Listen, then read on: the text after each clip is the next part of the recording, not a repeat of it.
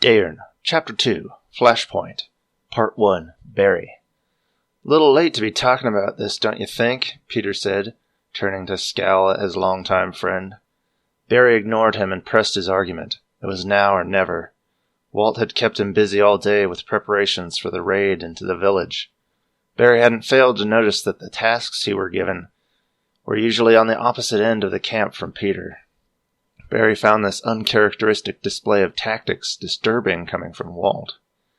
"I'm just saying, it's not like we signed a contract. There's nothing stopping us from leaving." "Sure there is," Peter retorted, spurring his horse a little faster up the road, forcing Barry to follow. It was Barry's turn to scowl. The extra speed meant that they would arrive in Stone's Cradle that much sooner. Less time for Barry to make his case. "What? We don't owe anything to Walt." Peter sighed. "This ain't about Walt. It's what it's always been about, you idiot. Coin." Stone's Cradle was growing larger. He could see the figure of the night guard standing in the lookout platform over the wall. "I'm running out of time and I'm not getting anywhere." He tried a different tack, hoping to appeal to whatever was left of the Peter he used to know. "Okay, fine. You know what? Screw it. Who cares about the lives of a bunch of hapless farmers anyway? How about we talk about something that does matter? How about our lives, Pete? I wasn't kidding about the frying pans. Better men than us have copped it from a well-placed frying pan to the head. You remember old Archie, don't you?" For a second, Barry thought he might be getting through. At least he'd gotten Peter to smirk. "I thought it was a pot she threw at him," Peter reminisced. "But since he was the one that told us that story, he obviously didn't die." Barry waved off the technicality. "Yeah, but he wasn't nearly as good-looking afterwards. Not even the ugly whores would have him. So in that sense, he was as good as dead." Peter snorted with laughter. Barry joined in only half-heartedly. He was busy considering his next statement carefully. When Peter's laugh had died down to a more subdued chuckling, he struck. "But seriously, Pete, just think about it. Is the money really worth it? There's always going to be more coin. Friends are harder to come by." Barry wasn't usually one for playing the feeling card. Peter was far better at working that angle, but he was quickly running out of moves in this game. But before the words had even fully left his mouth, he knew it was a no-go. Peter's scowl had returned. "Stick to picking pockets, Barry. You're better at it." Barry opened his mouth to protest, but Peter cut him off. "Save it. I've already made up my mind." The short-lived joviality had left him entirely now, and he spoke with authority. Barry barely recognized him. He let his horse lag behind Peter's as the gate loomed ahead. The guard had spotted them. Barry didn't like the look of the bow the man was holding. It looked too comfortable in his hands. "Hey there, what's your business?" "Hey, you comin', buddy?" Peter called, his cold eyes at odds with his cheerful tone. The guard was watching the exchange. Barry ground his teeth. Peter had played him good. If he turned away now, it would look strange. He would be leaving Peter in an awkward spot with an armed guard, something that Peter knew Barry wouldn't do. "So that's how it is it?" For a moment he considered it, relishing the furious expression that would no doubt mar Peter's handsome face if he walked away. Of course his amusement would be short-lived, as Peter was quite good at throwing knives. Come on, Pete wouldn't actually hurt you. Would he? Peter's smile was faltering, and his eyes were like chips of ice as Barry continued to hesitate. He gently squeezed his mount back into motion until he stood by Peter. The guard was none the wiser. The entire exchange had only taken a few seconds. Peter uttered a self-satisfied little grunt and turned to wave at the guard. Barry fumed. He had never wanted to hit someone as badly as he did right then. Peter was speaking to the guard in a familiar tone. "Thorin, right? It's Peter. We met last night. We was looking for a place to kip." Thorin squinted down at them, and then his face split into an open smile. "Oh, hey, hold on. I'll be right down." Thorin disappeared from view. They heard the creak of wood and then a heavy thud as his feet hit the ground behind the wall.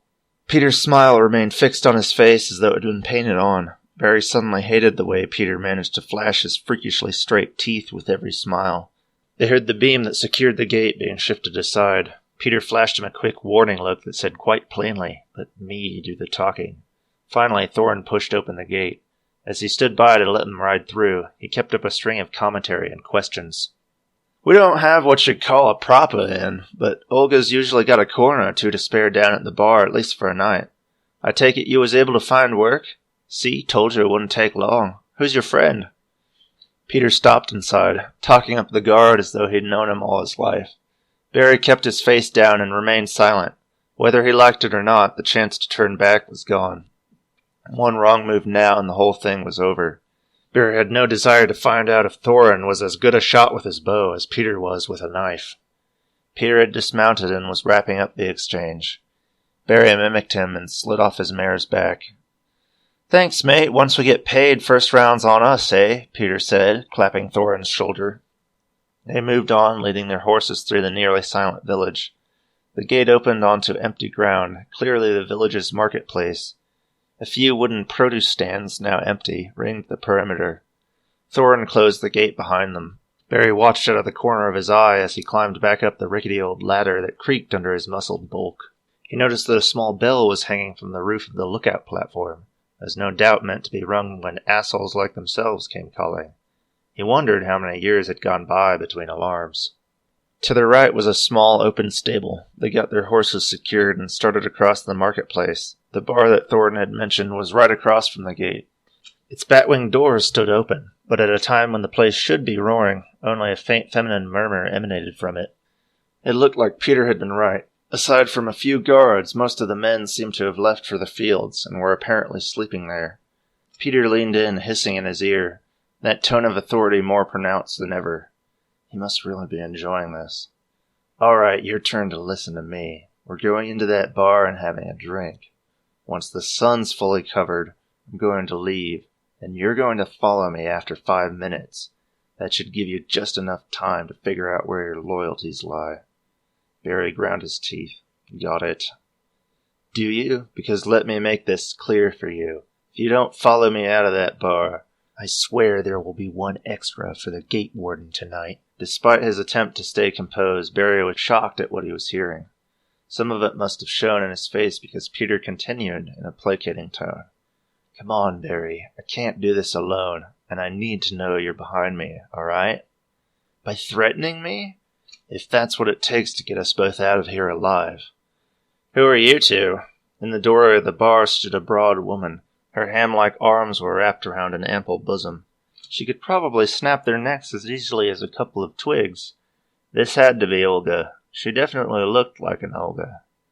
"Hey, Thorin down at the gate highly recommended your place," Peter piped up, gripping Barry's arm like a steel trap and half dragging him past the less than welcoming barkeep.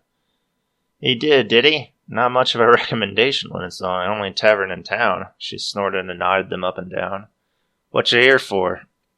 She led them through the tiny tavern. It only had 5 small tables and a low bar. It was serviced by just one barmaid. Judging by the size of the girl's bottom, she had to be Olga's daughter. "Barley," Peter replied, heading straight for the bar. Olga grunted without interest as she filled a large pewter pitcher with beer from a small cask perched at the end of the counter. She whistled for her daughter, who appeared instantly as if by magic. Olga handed her the pitcher and shooed her away, but not before the young woman flashed him a shy smile. Barry stared. Never in his life had girls been of less interest to him. He barely noticed her leave, much less her crestfallen face. "Suppose you'll be wanting a drink?" Olga asked, reaching behind the bar for 2 small tumblers and a bottle of amber-colored liquid. By the rich, sweet smell, it had to be Juma. Without asking, she poured each of them a generous portion. Barry looked into the glass. He'd never been able to afford Juma before. He supposed it was cheaper here, given that they made the stuff. Who cares? He tossed it back with abandon. Fortunately, their less-than-warm hostess did not stay to keep them company, and wandered off to sit with some friends. They sipped their drinks in silence, unable to speak further while in front of the very people that they planned to rob and potentially murder in their beds. Peter kept a sharp eye on him between sips, as if he expected Barry to jump up and do something stupid. A not unfounded accusation. Stupidity is your bread and butter, after all. Look no further than where you're sitting now. The Juma did its work quickly. His thoughts felt pleasantly soft, like they were cushioned in a bale of cotton.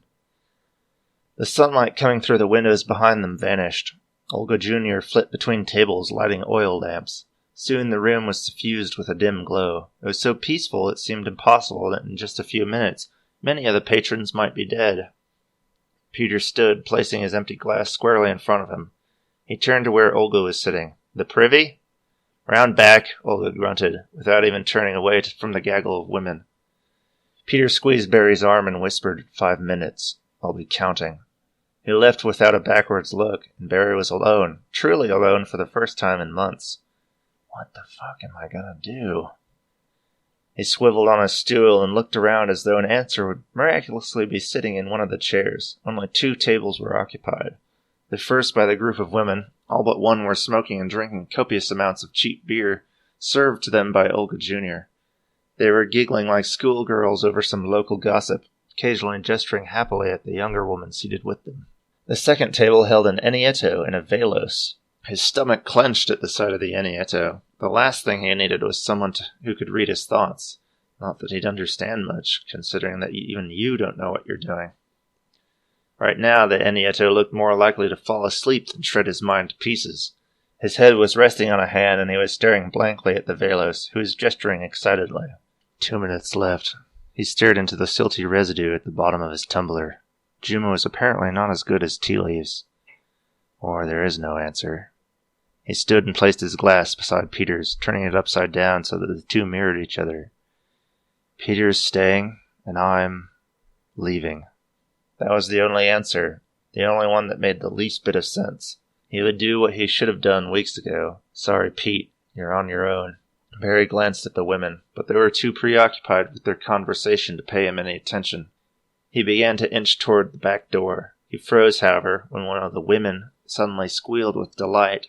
"Oh, that's wonderful to hear, darling. You must be so excited. Very. If it's a boy, we were planning to name him after." Barry stared at the young woman at the center of all the attention. She was very plain, with brown hair, brown eyes, and skin heavily marked with the reminders of a rather pimply adolescence. Maybe it was the lighting, or maybe it was the Juma, which was way stronger than he'd expected. But at that moment, she was the most beautiful woman in the room. Barry closed his eyes and let out a resigned breath. He did an about face and marched out the front door. He stood in the square of the light pouring out from the bar and waited. Like a steam from a kettle, his ears filled with an angry hissing sound. He turned and saw Peter crouching behind a rain barrel at the corner of the building, frantically waving him over. Peter's gaze was fixed on the dark outline of the guard, Thorin, who was still up in his watchtower. Barry took his place beside him without a word. Peter's breathing was rapid and eager as he watched the unwitting guard slowly pace back and forth on the confined platform. Just like old times. Peter gently rocked on the balls of his feet, shifting his weight back and forth. He was like an overexcited cat preparing to pounce on a mouse. "All right, here's what we're going to do. You're going over there and distracting him for a bit," Peter said. Barry looked at the platform. It was about 12 feet off the ground. Since nightfall, someone had lit a couple of torches around the gate. "How?" Barry asked. He'd been to a hanging once. The man's face had been pristinely empty, eyes far away as though he could see something beyond the cloth bag being dragged over his head. Barry now knew how he must have felt. Peter snapped back at him. "I don't know. Pretend you're drunk. Make nice. Make conversation. Ask him how his wife is in bed. I don't care. Just keep him talking." "And what about you?" With the cheap grace of a sideshow performer, a knife twirled in Peter's hand. It was a beautiful weapon, and Barry had one just like it, perfectly balanced for throwing. They'd stolen them years ago from a smith at River's Crossing. "Kinda risky, don't you think? What if that doesn't kill him? He would raise the alarm." "What if you hit me?" "Then you'll finish him off and do it real quiet. Now get going and don't screw this up." Barry looked at him as though seeing him for the first time. If Peter hit him instead, Thorin would be distracted, and Peter would have a second shot. If Peter hit Thorin, but Barry had to finish the job, then the blood was on his hands. The outcome would always be the same. Peter would win, Barry would lose, and the village... I won't. Barry left the dark space beside the building, allowing a wobble to interrupt his steps. He swayed his way towards the gate, the adrenaline of the moment wiping his thoughts clear like a rag across a slate. Hey, how's it going?" Barry called groggily. He weaved on the spot, concealing his hand in the folds of his jacket, drawing the twin of Peter's knife. The cold wire-wrapped hilt was the only thing that felt truly solid. Thorin started at the sound and turned apprehensively to stare down at Barry.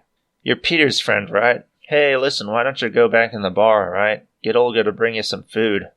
Barry's hand dropped to his side, the knife carefully concealed. He ignored Thorin and kept talking nonsense. His voice sounded too loud in his ears. Everything was too loud. The creak of his boots on the street, the painful rhythm of his heart, the subtle swish of cloth as Peter's arm flicked into motion. In an instant, decision and action slid together, culminating in a motion that if you were to repeat 1,000 times would never be replicated. Barry pivoted on his left foot, his right arm rising and falling in a perfect deadly arc.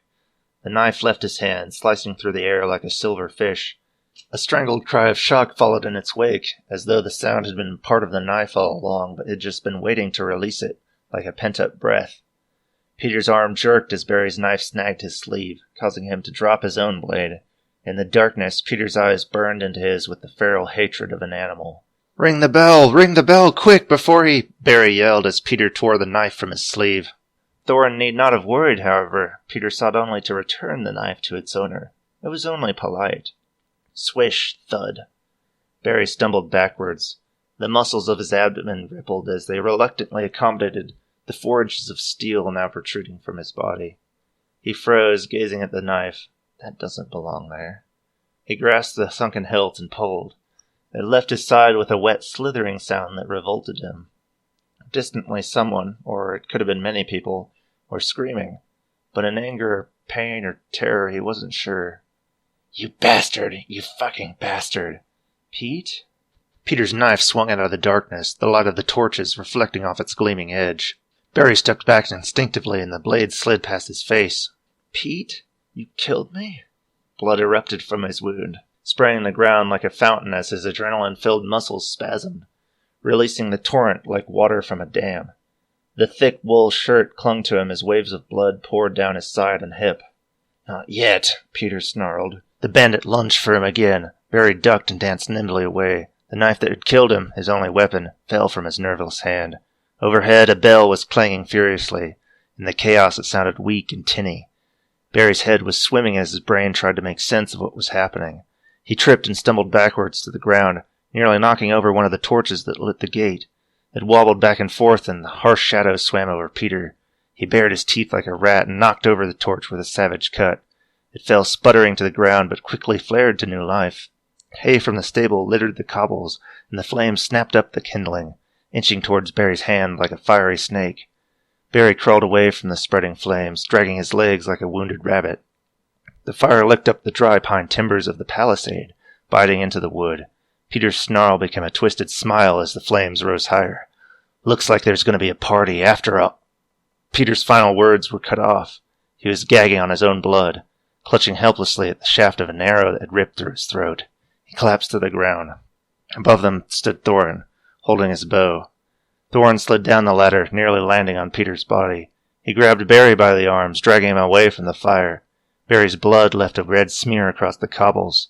Behind them, the horses trapped within the stable were screaming as the inferno spread. Thorin pulled up Barry's sodden shirt. Barry tried to push him away, but his arms felt weak. His vision was blurry as pain flooded his ruined stomach. Barry choked, blood gushing through his teeth. "I'm sorry. So sorry. More are—" "Malada, get over here!" Thorin screamed over him. A bent figure was already running towards them. Barry gripped Thorin's hand as hard as he could with what remained of his strength. Thorin turned back to him, leaning down close so as to hear him. "More are coming."